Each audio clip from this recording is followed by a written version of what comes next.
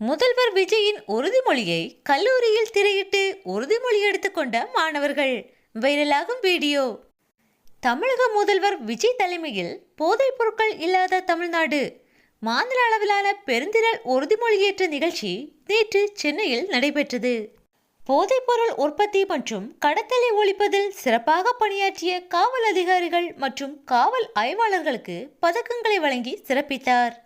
மேலும் பள்ளி மற்றும் கல்லூரிகளில் சிறப்பாக விழிப்புணர்வு ஏற்படுத்திய சிறந்த பள்ளிகள் மற்றும் கல்லூரிகளுக்கும் பரிசுகள் வழங்கப்பட்டது.